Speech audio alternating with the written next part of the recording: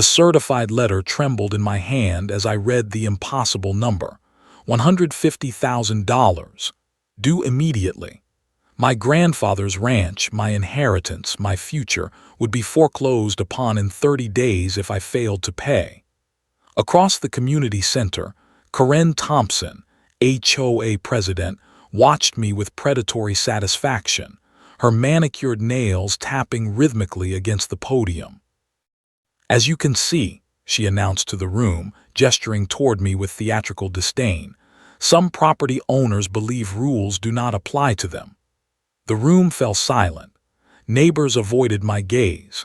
This woman wanted my land, had fabricated this entire claim knowing full well my property was never part of her precious association. I stared at the document, decades of alleged violations meticulously itemized, all of them complete fiction. Through the rushing in my ears, I heard Karen continue, "The board has been more than patient, but patience has limits." She smiled directly at me then, cold and calculated. That was the moment I decided. This woman had no idea who she was dealing with, or what lengths I would go to protect what was rightfully mine. The call came on a rainy Tuesday morning. My grandfather, the most steadfast man I had ever known, had passed peacefully in his sleep. Despite his 92 years on this earth, the news hit me like a physical blow. I had always imagined him immortal, as permanent as the mountains that framed his beloved ranch. 3 days later, I sat in a wood-paneled office as his attorney slid the will across the desk. "He left you everything," the attorney said, voice gentle with understanding. "The entire property. 200 acres, the main house, all outbuildings. It was his express wish that the land stay in the family." The weight of responsibility settled on my shoulders as I drove the familiar winding road toward what was now my property. Childhood memories flooded back with each passing mile. Summers spent riding horses through golden fields, helping with calving season in the bitter cold of dawn, sitting on the porch as grandfather told stories of earlier days when this entire valley belonged to just 3 families. The ranch appeared on the horizon, a collection of sturdy buildings nestled against rolling hills, exactly as it had always been. I parked in the gravel driveway and inhaled the familiar scent of sage and pine. The enormity of what I had inherited struck me anew. This wasn't just property, it was a legacy, a piece of our family history dating back 4 generations. The house stood solid and well-maintained, my grandfather having kept everything in impeccable condition even in his later years. Inside, time seemed suspended, photographs of family adorned the walls. His favorite books lined the shelves, coffee cups still on the kitchen counter, as if he might return any moment. A knock at the door interrupted my reverie. Old Bill Henderson, my grandfather's nearest neighbor for 40 years, stood on the porch holding a casserole dish. "Thought you might need some food," he said, handing it over with a sad smile. "Your grandpa was the finest man I ever knew." Over coffee in the kitchen that had not changed since my childhood, Bill shared stories I had never heard. How my grandfather had helped him rebuild after a fire in the 80s, the time they rescued stranded motorists during the blizzard of '97. "Never met a more generous soul," Bill concluded, eyes misty with memory. The next morning brought more visitors, the Johnsons from the East property line, Mrs. Fitzgerald, who had delivered milk to the ranch for decades, and several others who had known my grandfather as friend and neighbor. Each brought food, stories, and sincere condolences. None mentioned any homeowners association or community restrictions. Why would they? This land predated any such developments by nearly a century. I spent the subsequent days assessing the property. The house needed minor updates but remained structurally sound. The barn required new roofing in sections. The fences stood intact but weathered, nothing insurmountable, nothing that diminished the beauty or value of this extraordinary place. I began making plans, envisioning how I might honor my grandfather's legacy while bringing certain aspects of the ranch into the modern era. Perhaps an organic farming operation. Maybe a small bed and breakfast in the guest house. The possibilities seemed endless. 1 week after my arrival, I returned from town to find 2 envelopes wedged in the front door. The first, printed on expensive letterhead, demanded my attendance at an upcoming meeting of the Whispering Pines Homeowners Association. The second contained a formal notice of violation with an itemized list of unpaid dues, fines, and penalties, totaling an astronomical $150,000. According to this document, the ranch had been accumulating violations for over a decade. I stood on the porch, confusion giving way to disbelief, then anger. My grandfather had never once mentioned any homeowners association, not in all our conversations about the property, not in his meticulous records, not in his will or any legal documentation. Something was very wrong. I checked the property address on the notice 3 times, confirming it matched the ranch. This had to be a mistake, a very expensive mistake that someone was about to regret making. The days leading up to the HOA meeting were consumed by research. I combed through every document in my grandfather's study, property deeds dating back to 1937, boundary surveys, tax records, utility easements. Nothing indicated any connection to a homeowners association. The county records office confirmed what I already suspected. Whispering Pines subdivision had been developed 15 years ago on adjacent land that had once belonged to the Morrison family. My grandfather's property, now my property, maintained its original boundaries, completely separate from the development. Armed with documentation and righteous indignation, I arrived at the Whispering Pines Community Center 10 minutes before the scheduled meeting. The modern building stood in stark contrast to the surrounding rural landscape, all sharp angles and reflective glass. Inside, approximately 30 residents had gathered, seated in neat rows facing a raised platform where 5 individuals sat behind a long table. Conversation hushed as I entered, curious eyes following my movement to an empty chair near the back. A woman seated center at the table stood, impeccably dressed in a tailored navy suit, not a strand of her highlighted blonde hair out of place. "Good evening, everyone. I am Karen Thompson, president of the Whispering Pines Homeowners Association. Let us begin with roll call." The meeting proceeded with tedious precision, previous minutes approved, treasurer's report delivered, committee updates shared. I waited, tension building in my shoulders as Karen methodically worked through the agenda. Finally, she glanced down at her notes with practiced casualness. "Now we have a special item to address, the Watson property at 1752 County Road 19. All heads turned toward me. Karen continued, her voice carrying artificial concern. "As many of you know, this property has been out of compliance for years. With the recent change in ownership, we had hoped for immediate corrective action." She pressed a button, and a projector illuminated the wall with images of my property. The photos were clearly selected to present the ranch in the worst possible light. A weather-beaten section of fence, an equipment shed with peeling paint, the gravel drive with spring weeds emerging. "These violations have accumulated for over a decade," Karen declared, each word precisely enunciated. "Previous notices were consistently ignored. The current outstanding balance, including penalties and interest, totals $150,000. Murmurs rippled through the room as Karen fixed me with a stare. "We have with us today the new owner. Perhaps you would like to address the association regarding your intentions." I stood, gripping my folder of documents. "Thank you for the opportunity to speak. There appears to be a significant misunderstanding. My property is not part of the Whispering Pines development or its homeowners association. I have here the original deed and property survey clearly showing." That property falls within our sphere of influence according to County Ordinance 17.5. Karen interrupted, not bothering to look at my documentation.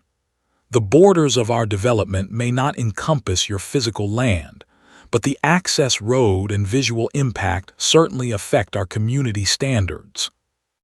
That is not legally binding, I countered, opening my folder. County records explicitly show. Karen raised her hand, silencing me with imperious confidence. We have been through this extensively with county officials. Your grandfather was notified repeatedly about these issues. She addressed the room rather than me, playing to her audience. What we have here is unfortunately a continuation of the same disregard for community standards. The association has been more than patient.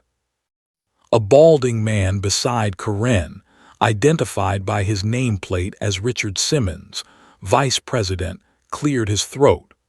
Perhaps the new owner simply needs time to understand our concerns. Maybe we could discuss a payment plan or...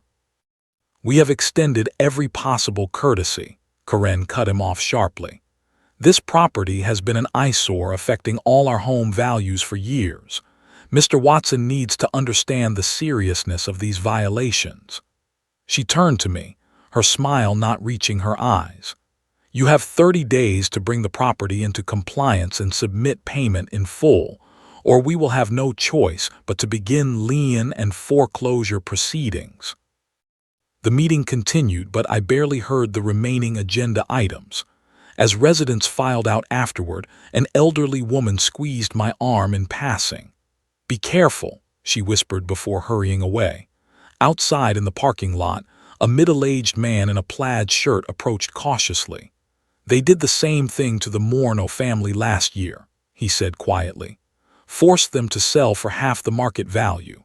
Karen's brother-in-law's development company bought it the next day." He glanced nervously toward the building. "Just thought you should know." Driving home, pieces began falling into place. Near my property entrance stood a large sign I had barely noticed before. "Coming soon, Whispering Pines Luxury Estates Phase II, exclusive lakefront homesites available spring 2025. I pulled over and studied the artist's rendering. There, where my ranch house currently stood, was a community clubhouse overlooking an artificial lake. This was never about compliance or community standards. Karen wanted my land, and she was using the HOA as her personal acquisition tool. This was not just a misunderstanding, it was a calculated attack on my inheritance. That night I sat at my grandfather's desk, determination hardening into resolve. If Karen Thompson wanted a fight, she had just found one. Dawn found me back at the county records office, the first person through the doors when they opened at 8. The clerk, a young woman named Jessica, raised her eyebrows at my urgent requests. Property records dating back 50 years, subdivision approvals, HOA incorporation documents. That is quite the research project.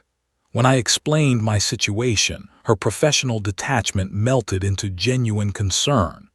"You are not the first person to come in asking about Whispering Pines boundaries. Let me see what I can find." Hours later, surrounded by dusty binders and digital archives, the truth emerged with crystal clarity. The original planning documents showed a clear boundary between the new development and existing properties. More importantly, I discovered an amendment filed during the approval process explicitly stating that adjacent historic properties, including my grandfather's ranch, had formally declined incorporation into the HOA's jurisdiction. My property was definitively, legally excluded. "You should speak with Martin Edwards," Jessica suggested as I gathered my documentation.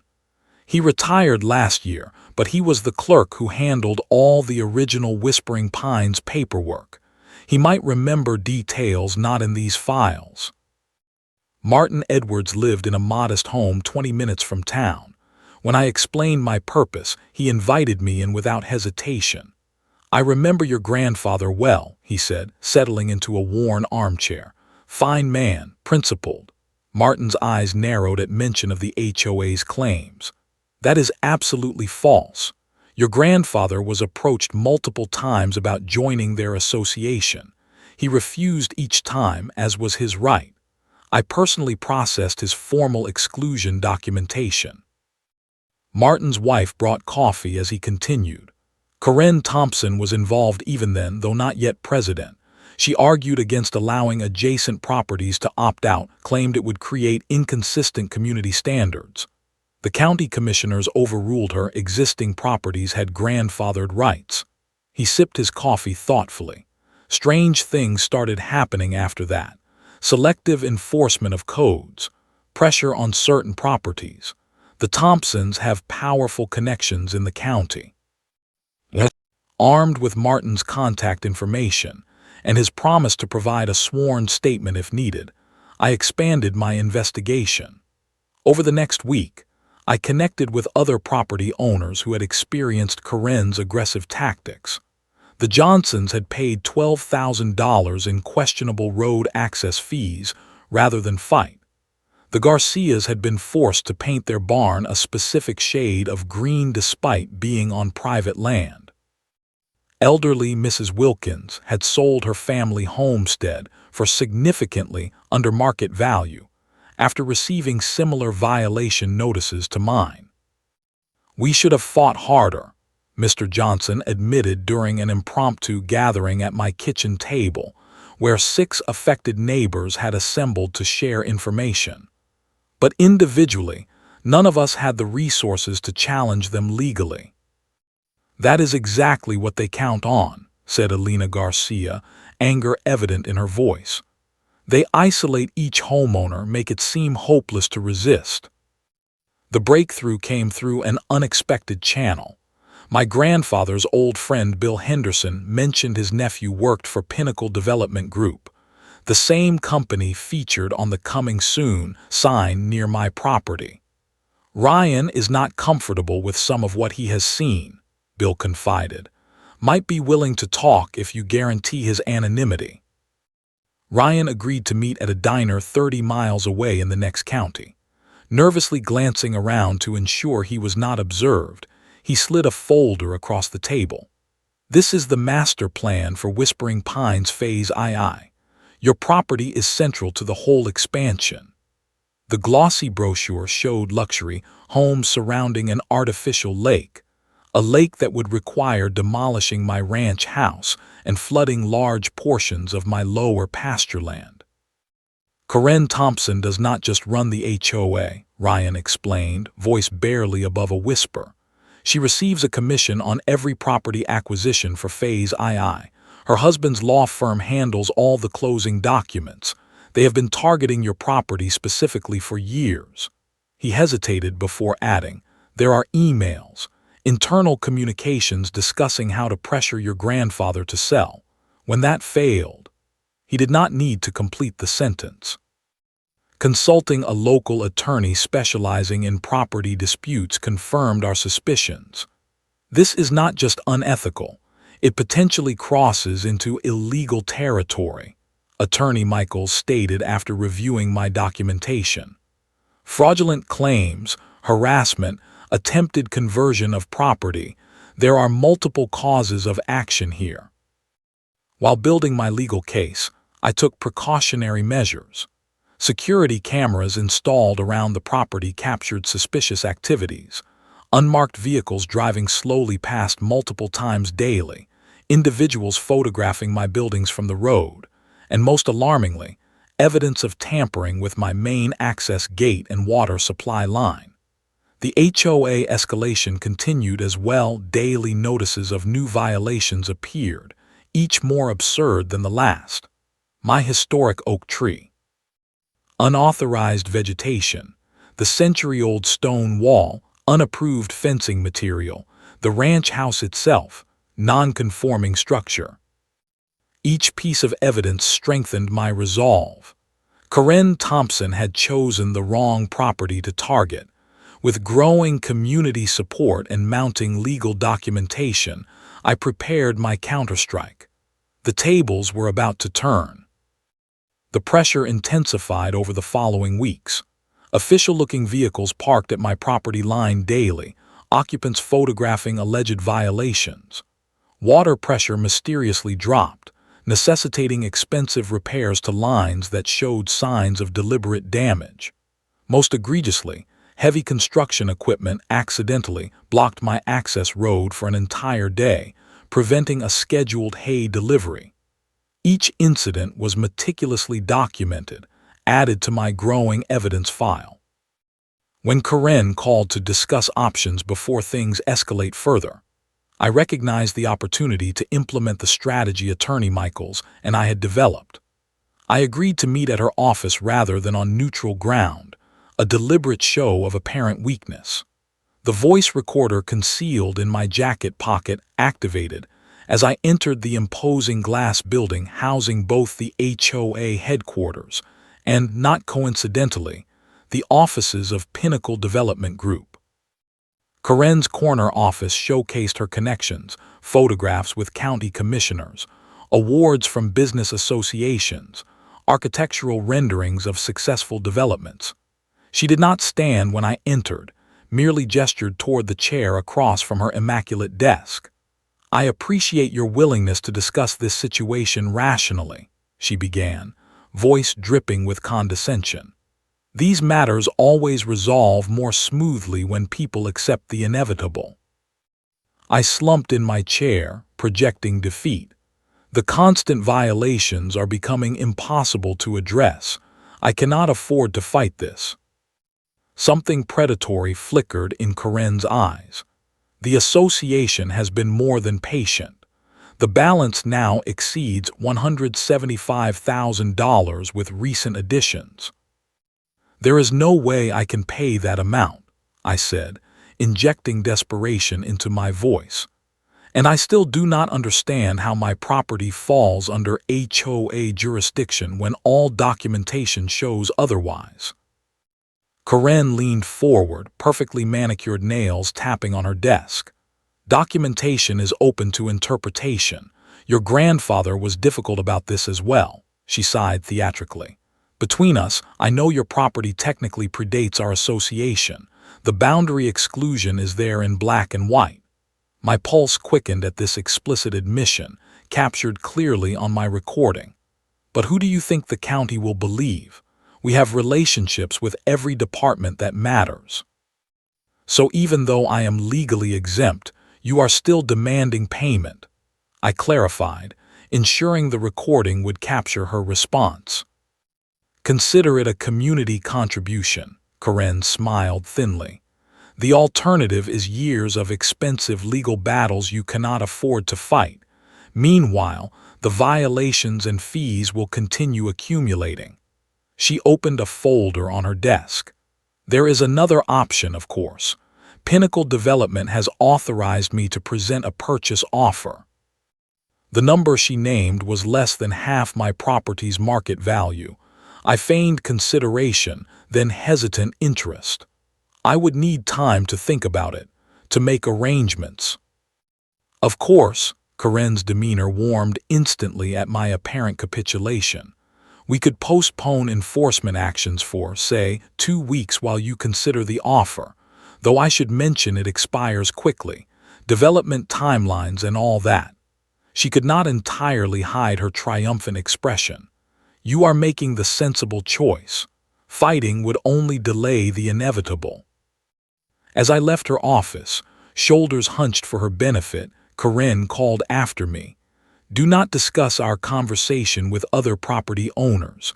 Confidentiality clause in the potential agreement."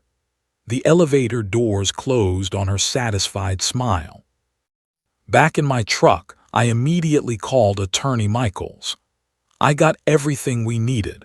Explicit admission that my property is exempt, acknowledgement of deliberate targeting, evidence of her dual role with the development company, and clear intimidation tactics. "Excellent," he replied. "While she believes you are contemplating surrender, we will finalize our legal counterattack. The temporary reprieve from harassment gives us the perfect window to complete our preparations. That evening, I hosted another meeting of affected neighbors. The group had grown to 15 property owners, each with their own story of HOA overreach. Together, we refined our strategy. Karen Thompson believed she was closing in for the kill. She had no idea she had just handed us the weapon that would end her reign. My dining room transformed into command central over the next week. The long wooden table where my grandfather had hosted family dinners for decades now disappeared beneath maps, documents, and evidence files. Attorney Michaels brought in a paralegal to help organize our case, creating comprehensive timelines of harassment, cross-referenced with county codes and HOA governing documents. The walls became information centers, property boundaries clearly marked on survey maps, connection charts linking Karen to Pinnacle Development, and photographic evidence of deliberate tampering with my infrastructure.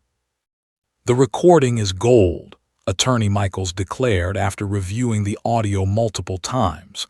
"Her admission that your property is exempt from HOA jurisdiction destroys their entire claim. The acknowledgement of her relationship with the developer establishes clear conflict of interest." He tapped the table emphatically. "But to really shut this down, we need to show this is a pattern, not an isolated incident." Ryan from Pinnacle Development proved invaluable, providing internal emails where Karen discussed strategies for encouraging property sales in targeted areas. Even more damning was a commission structure document showing Karen received percentages not just on my property, but on all acquisitions in the Phase II expansion area. "She stands to make over $200,000 if all these properties are acquired," Ryan explained during a clandestine evening meeting. Alina Garcia contributed records of every interaction with the HOA over 5 years, a meticulously kept journal documenting escalating harassment that began precisely when her property was added to the Phase II acquisition list. The Johnsons provided copies of cashed checks for questionable fees, along with the threatening letters that had prompted payment. Each neighbor's evidence strengthened our case, demonstrating a clear pattern of targeted abuse. I contacted a professional surveyor to officially reestablish my property boundaries, the resulting document bearing a county seal confirming my land existed outside HOA jurisdiction.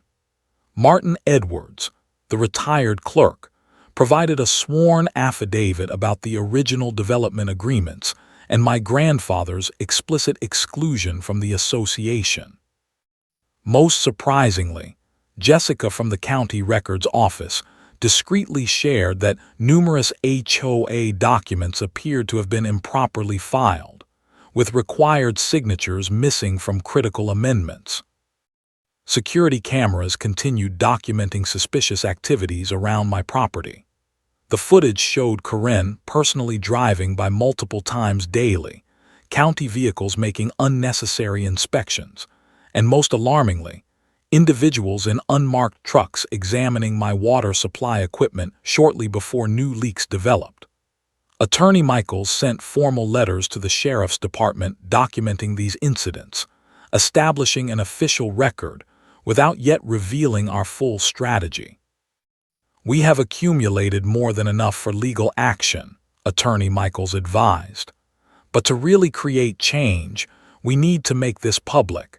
Individual lawsuits get settled quietly with non-disclosure agreements. Systemic abuse continues." "The county commissioner meeting," suggested Alina. "They have a public comment period. Everything said there becomes part of official record." The quarterly commissioner meeting was scheduled for the following week, perfect timing to present our case before my decision deadline, with Karen expired. We prepared meticulously, organizing our presentation to maximize impact within the limited time allowed for public comments. Each affected property owner would speak briefly, creating a compelling narrative of systematic abuse too powerful to ignore. 2 days before the meeting, we received unexpected support. Commissioner Jackson, the newest member of the county board, requested a private meeting with our group. "I have been hearing concerns about HOA overreach since taking office," he explained in his downtown office after hours. "But people are afraid to go on record. If you present substantial evidence, I can ensure it receives proper attention." With Commissioner Jackson's procedural guidance, we refined our presentation strategy. The standard 3-minute public comment period would be extended due to significant community interest, his subtle support giving us the platform we needed. Meanwhile, I continued my charade of consideration, sending Karen a message requesting just a few more days to consider her offer, maintaining the illusion of imminent capitulation.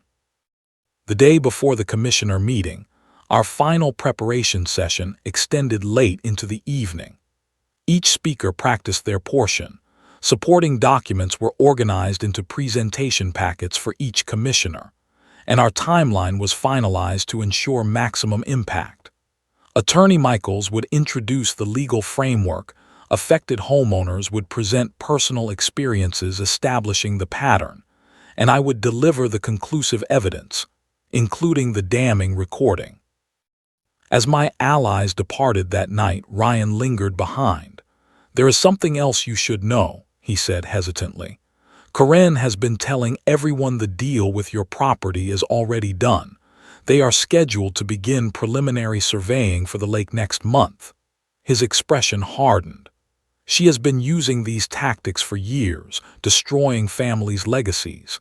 It is time someone stood up to her." I walked the property that night under a canopy of stars, the same stars my grandfather had gazed upon from this land for decades.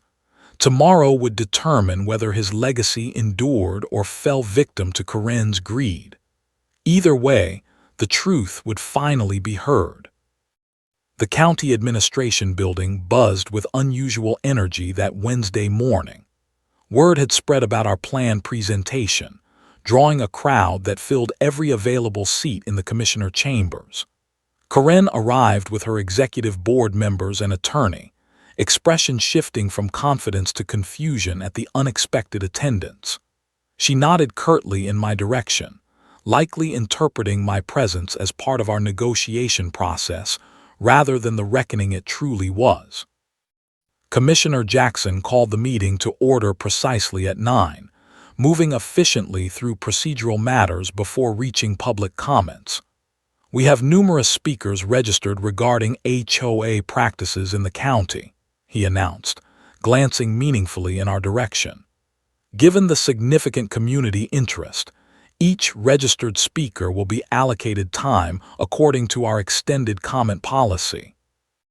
Attorney Michaels approached the podium first, his distinguished appearance lending immediate credibility to our presentation. "Commissioners, I come before you today representing multiple property owners regarding a matter of urgent public concern: the systematic abuse of HOA authority for private financial gain, specifically targeting properties for acquisition below market value." Karen's attorney immediately stood. "Objection. These are private matters between the association and individual property owners, not appropriate for public comment." Commissioner Jackson intervened smoothly. "This is not a court proceeding, Counselor. The public comment period exists precisely for citizens to address matters of community concern. Please continue, Mr. Michaels." Our attorney methodically outlined the legal framework of HOA jurisdiction, explicitly addressing the boundaries of enforcement authority.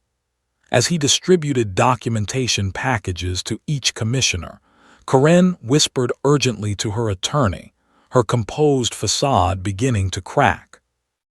Alina Garcia spoke next, her normally quiet voice strengthened by determination. "My family has owned our property for 3 generations. We never joined any homeowners association.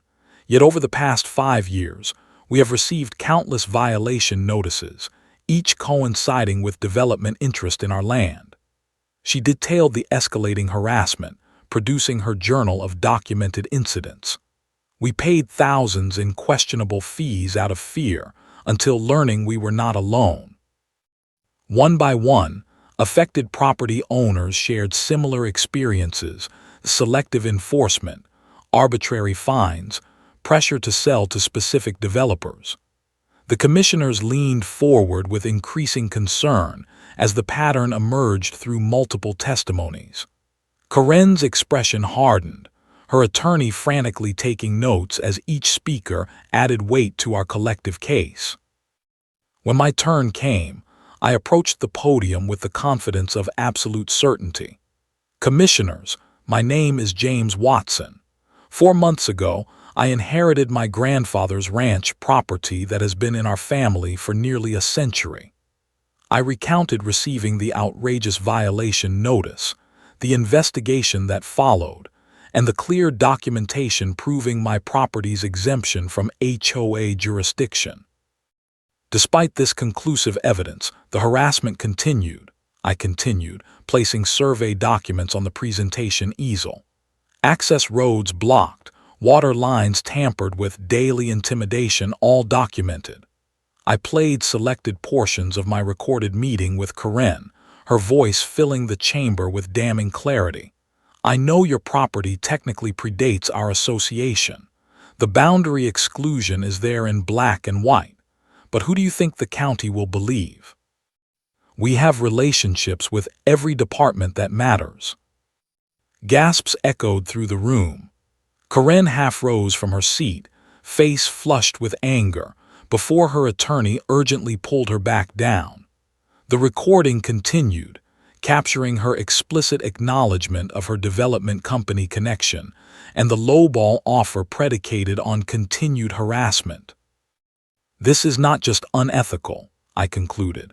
It represents a systematic abuse of power affecting dozens of property owners.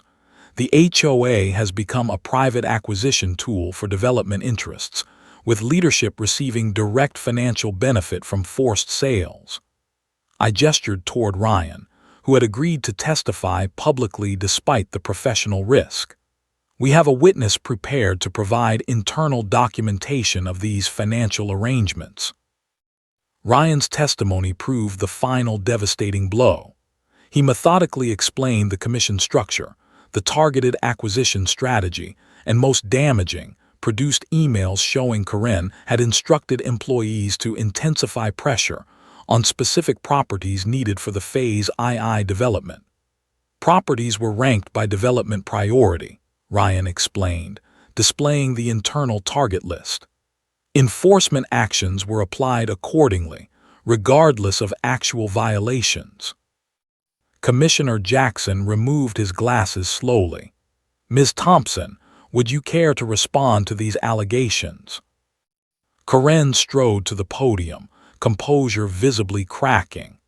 This is a coordinated attack against necessary community standards enforcement. These property owners have consistently violated agreements and— What agreements? Commissioner Rodriguez interrupted. The documentation clearly shows many of these properties were never legally part of your association. Technicalities, Karen dismissed. Our sphere of influence is clearly defined in county ordinance, Commissioner Jackson finished firmly, and does not include independent properties that have formally opted out. Karen's professional veneer finally shattered. Do you have any idea how many county approvals depend on our support? How quickly that could change? The implied threat hung in the air for a moment before she seemed to realize her tactical error. Her attorney practically lunged for the microphone. My client misspoke under duress. We request this matter be tabled for proper legal review rather than public spectacle. Commissioner Jackson surveyed the room gravely. Based on evidence presented today, this board will convene an emergency session to review all HOA enforcement actions and development approvals from the past 5 years.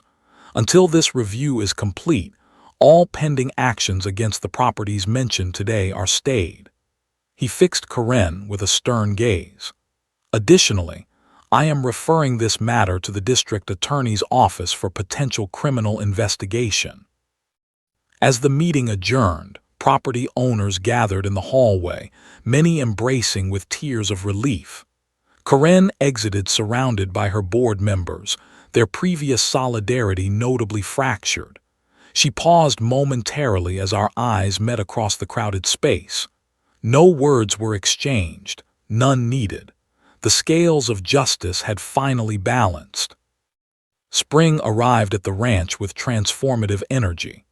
The county investigation triggered by our testimony had expanded into multiple agencies, revealing corruption extending beyond Karen's HOA manipulation. The district attorney's office opened a formal investigation into fraud, harassment, and abuse of power.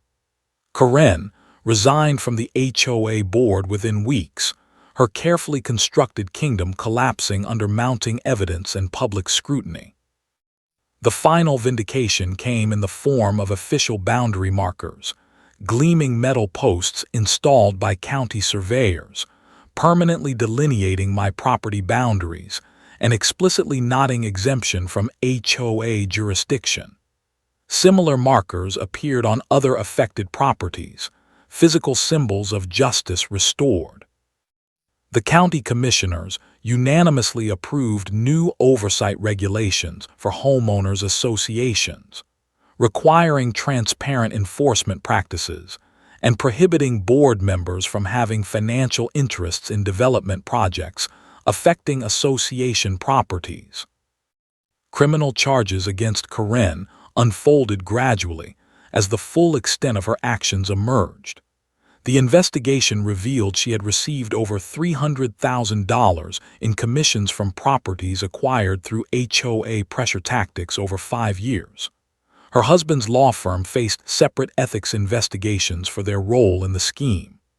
Pinnacle Development severed all ties, their Phase II expansion plans permanently abandoned amid the scandal.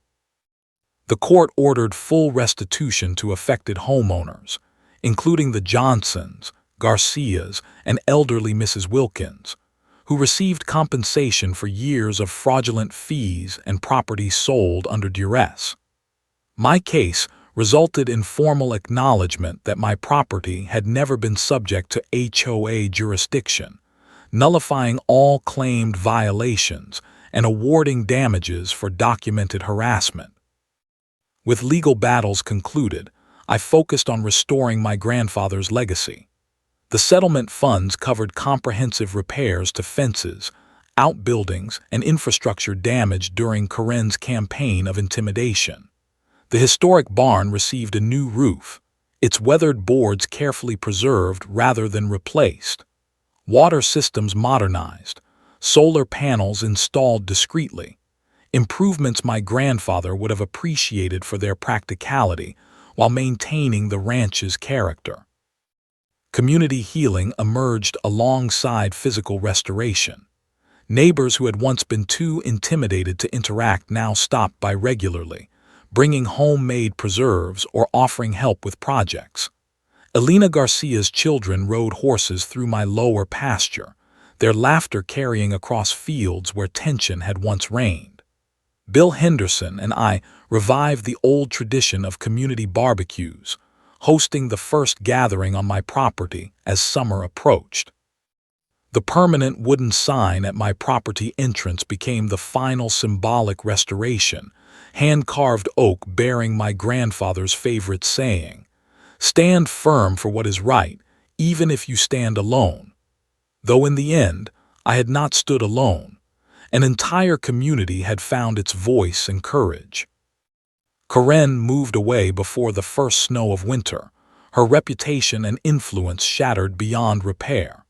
The last I heard, criminal proceedings continued with additional charges being considered as more victims came forward.